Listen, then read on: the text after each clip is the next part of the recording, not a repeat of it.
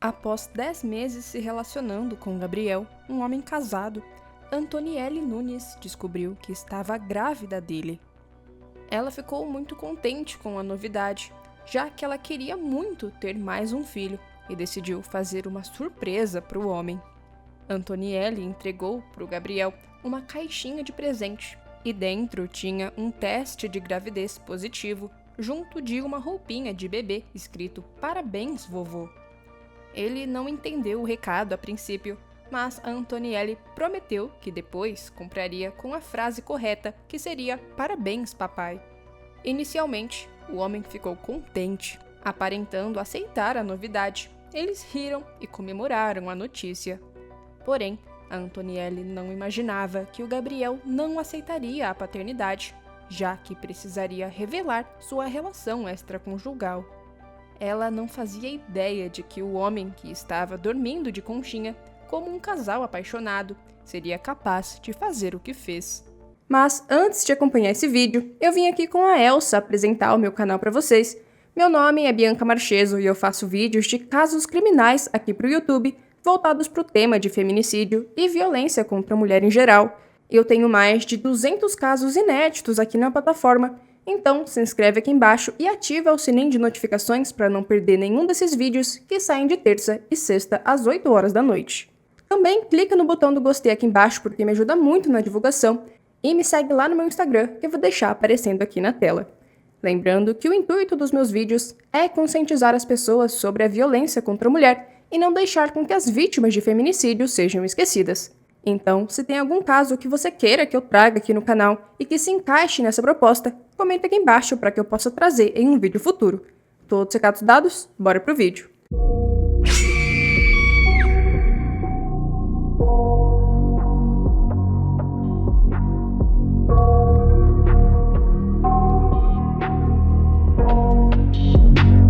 Antonielle Nunes Martins tinha apenas 32 anos quando tudo aconteceu, em fevereiro de 2022.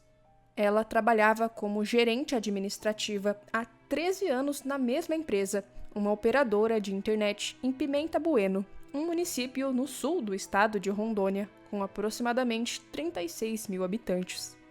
Nessa empresa, ela era muito querida pelos colegas, já que ela era uma das mais antigas funcionárias e tinha uma boa relação com todos. Como ela trabalhava na administração há muito tempo, o local de trabalho era visto já como um contexto familiar para ela. Todos a descreveram como uma pessoa muito alegre, simples e humilde. Antonielle, na época do caso, já possuía um filho de 2 anos de seu último relacionamento. Seus familiares disseram que, quando tudo aconteceu, ela estava com muitos planos e sonhos, e um deles era o sonho de ser mãe novamente. Ela queria muito ter uma menininha, e esse era um dos seus maiores sonhos. Cerca de 1 ano antes do caso, um novo funcionário foi contratado para o setor de informática da empresa onde Antonielle trabalhava. Seu nome é Gabriel Henrique Santos Souza Macioli, de 28 anos, que era técnico em informática. Gabriel era casado e tinha um filho pequeno do casamento. O homem é filho de um casal de pastores evangélicos muito conhecidos em Pimenta Bueno. Apesar de comprometido, o Gabriel começou a se aproximar da Antonielle, dando início a um relacionamento extraconjugal. No começo, todos pensaram que seria algo passageiro, que acabaria logo, afinal ele era casado. Porém, a relação dos dois se deu por mais de 10 meses. Eles eram praticamente namorados, e o Gabriel não fazia muita questão de esconder o seu caso, sendo que a família da Antonielle, todo o pessoal da empresa e até alguns familiares dele sabiam sobre a relação. Para algumas pessoas, o Gabriel dizia que estava se separando da esposa, mas ninguém sabia se isso era verdade mesmo, já que nas redes sociais ele ainda mantinha o status de casado. Segundo o próprio Gabriel, ele e a Antonielle chegaram a alugar uma casa para se encontrar escondidos, casa essa que ela morava com o seu filho pequeno. Pouco tempo antes do caso, uma novidade surgiu na vida da Antonielle. Ela descobriu que estava grávida. Ela ficou muito empolgada com a novidade, já que queria muito ser mãe de uma menina. Mesmo com a gravidez completando quase 3 meses, ela decidiu guardar segredo, escondendo até da própria família que teria um outro filho. A primeira pessoa para quem ela iria contar seria o próprio Gabriel, e ela planejou revelar a novidade no dia 1º de fevereiro. Nesse dia, ela chamou o namorado para conversar urgentemente, dizendo que não poderia ser por chamada de vídeo. Gabriel, então, a buscou no trabalho e eles foram juntos para a casa alugada. O filho da Antonielli estava na casa de alguns parentes nesse dia. Durante o encontro, ela revelou a gravidez e queria fazer do momento algo especial. Antonielli, então, entregou para o Gabriel uma caixinha de presente e dentro tinha um teste de gravidez positivo junto de uma roupinha de bebê escrito "Parabéns, vovô". A princípio, o Gabriel não entendeu o recado, mas a Antonielli prometeu que depois compraria uma roupinha com a frase correta, que seria "Parabéns, papai". Inicialmente, o homem ficou contente, aparentando aceitar a paternidade, já que eles riram e comemoraram a notícia. Segundo o Gabriel, ele não tinha dúvidas de que o bebê era seu e, em certo momento da conversa, a namorada afirmou que iria ficar com a criança e que não iria esconder a paternidade. Nesse mesmo dia, eles ainda dormiram juntos, pois estavam bem com a novidade. Porém, no dia seguinte, dia 2 de fevereiro, o Gabriel chama a Antonielli para se encontrar novamente e terem uma conversa após o expediente de trabalho. Eles então se dirigem até a casa alugada e lá a Antonielli pergunta para o namorado se ele assumiria a criança. O Gabriel teria ficado em choque e pediu um prazo até sexta-feira, 2 dias depois, para contar para sua esposa e para os seus familiares sobre o relacionamento extraconjugal e a gravidez. A Antonielli aceitou o pedido do Gabriel sem imaginar o que ele estaria prestes a fazer. Após a conversa, eles decidiram ir dormir. Ela se deitou de costas para ele, em seu braço esquerdo, como se estivessem na posição de conchinha. Porém, depois de alguns minutos deitados, o Gabriel disse que começou a ter uma crise de ansiedade, onde pensamentos sobre o bebê e a relação extraconjugal dominaram seus pensamentos, e foi nesse momento que ele partiu para cima da mulher. Gabriel a segurou em um golpe conhecido como mata-leão e a imobilizou usando as pernas. Infelizmente, mesmo se debatendo e lutando para salvar a própria vida, a Antonielli não conseguiu se defender. O homem apenas a desvencilhou do golpe quando não sentia mais os próprios braços, de tanta força que tinha feito. Ele então se sentou no chão e começou a chorar, pensando no que tinha acabado de fazer. Foi aí que ele percebeu que a Antonielli, mesmo desacordada, ainda estava viva, e nesse momento ele teria ficado desesperado. Ele então se dirige até a cozinha, pega um objeto perfurante e desfere um único golpe contra o pescoço dela. Após perceber que ela tinha perdido a vida, o Gabriel pega a faca, os celulares deles, a caixinha com o teste de gravidez e joga tudo no rio que corta a cidade de Pimenta Bueno. Por volta das 8 horas da noite desse mesmo dia, ele vai até a igreja para conversar com seu pai, que é pastor. Para o pai, o Gabriel conta sobre as supostas crises de ansiedade que estava tendo, mas não menciona sobre ter tirado a vida da mulher instantes antes. Ele então tenta levar uma vida normal após o crime, e depois de ir visitar o pai na igreja, ele visita também a sua família e vai até uma lanchonete, onde toma um sorvete. Enquanto isso, os parentes da Antonielli estavam muito preocupados com ela, uma vez que deixou de responder as mensagens no celular e também não atendia às ligações. A preocupação aumentou quando, no dia seguinte, 3 de fevereiro, ela não foi ao trabalho e não apresentou nenhuma justificativa para a falta. Alguns parentes se dirigiram até a casa da Antonielli para verificar o que estava acontecendo e encontraram a porta destrancada. Eles então entraram e, infelizmente, se depararam com a pior cena, já que ela estava sem vida em cima da cama. A polícia foi chamada e eles logo passaram a tratar o caso como um homicídio, indo atrás de quem poderia ter feito aquilo com ela. Os policiais ouviram todos os familiares e colegas de trabalho da Antonielli e, devido aos depoimentos, descobriram sobre o caso amoroso entre a mulher e o funcionário Gabriel. Ele então passou a ser tratado, desde o início, como o principal suspeito.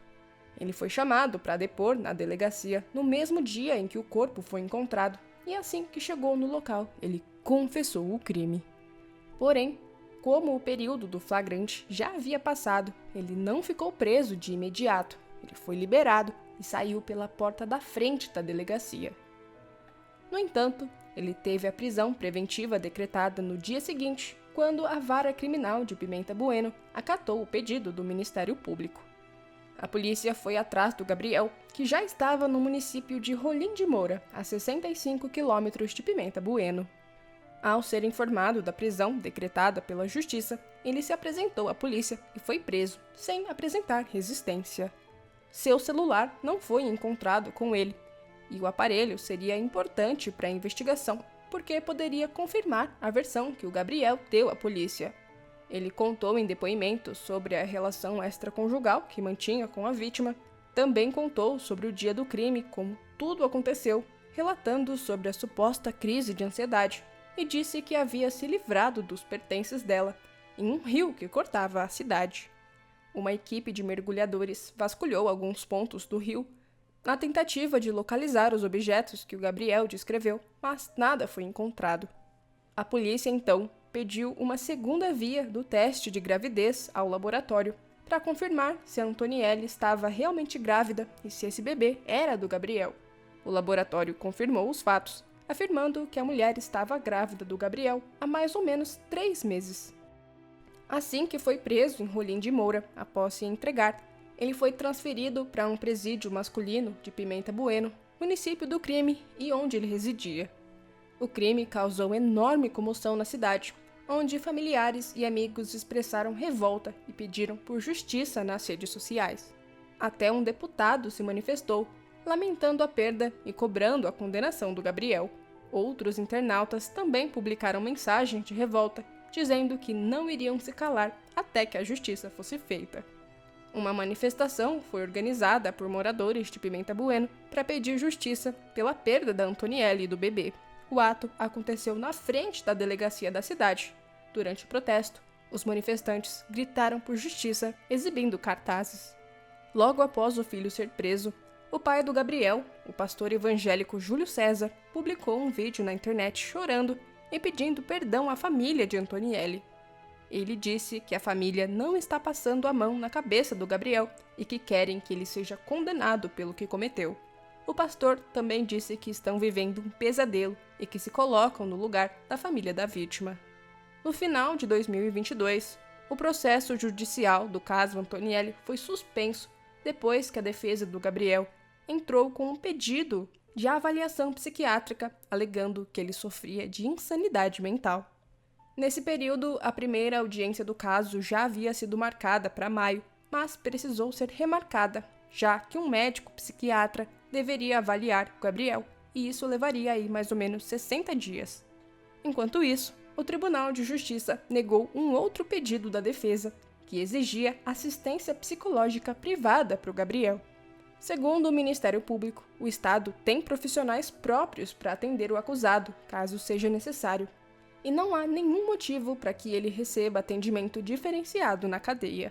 O laudo solicitado pela defesa, que atestaria a insanidade mental, saiu em setembro de 2022 e apontou que ele tem total capacidade e discernimento para averiguar o que é lícito e ilícito. Segundo o perito que o avaliou, na época dos fatos, o Gabriel era totalmente consciente e havia cometido o crime apenas para não assumir a paternidade do filho que a Antonielli esperava. Com o resultado da avaliação, o processo voltou ao andamento normal e uma nova audiência foi marcada. Em janeiro de 2023, a juíza acatou a denúncia do Ministério Público e determinou que o Gabriel fosse submetido ao tribunal do júri. De acordo com a sentença, ele será julgado por feminicídio cometido por motivo fútil, meio cruel, utilização de recurso que dificultou a defesa da vítima, com aumento de pena porque ela estava grávida. Gabriel também será acusado pelo crime de interromper a gravidez. A defesa do Gabriel pediu no processo que a confissão dele à polícia fosse considerada nula, assim como as provas adquiridas através dela. sob a alegação de que ele não foi comunicado quanto ao seu direito de permanecer em silêncio. Porém, a juíza destacou o trecho do interrogatório em que o Gabriel foi notificado dos seus direitos e, mesmo assim, afirmou que responderia todas as perguntas, mesmo sem a presença de advogados. As advogadas de defesa também solicitaram nulidade de outras provas, mas nenhuma das justificativas feitas por elas foi acatada pela juíza por falta de fundamento. Gabriel, então, será submetido a júri popular, que ainda não teve a data marcada, já que o crime é recente. Se condenado por feminicídio, ele poderá pegar de 12 a 30 anos de prisão. Um ano após o caso, a família da Antonielli conversou com a imprensa e desabafaram sobre conviver com a dor da perda e a esperança por justiça. Uma das partes mais difíceis para a família foi a situação do filho da Antonielli, que completou 3 anos no dia em que a mãe foi sepultada. A mãe da Antonielli assumiu os cuidados do neto com o apoio do restante da família, mas o menino ainda sofre muito com a perda. Ele vive perguntando sobre ela, dizendo que está com saudades e que gostaria de ligar para ela no céu. Um outro fator muito triste para a família foi que a irmã da Antonielli se casaria uma semana após o crime e, por conta da perda, não se casou, pois era para a família estar inteira reunida e agora isso não é mais possível. Até hoje, eles buscam justiça pelo que aconteceu, mas mesmo que o Gabriel seja condenado, nada a trará de volta. E essas são as últimas notícias que temos do caso. Antonielli Nunes Martins foi mais uma vítima de feminicídio que aconteceu aqui no Brasil.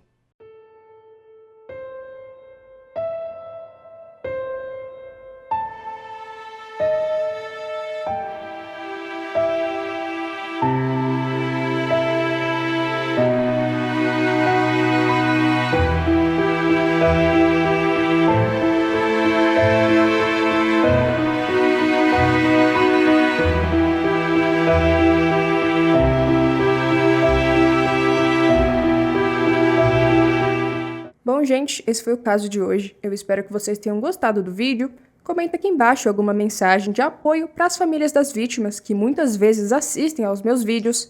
Curte, comenta e compartilha para apoiar o meu trabalho. E também não esquece de me seguir lá no meu Instagram, que eu vou deixar aparecendo aqui na tela. Até o próximo vídeo. Beijos!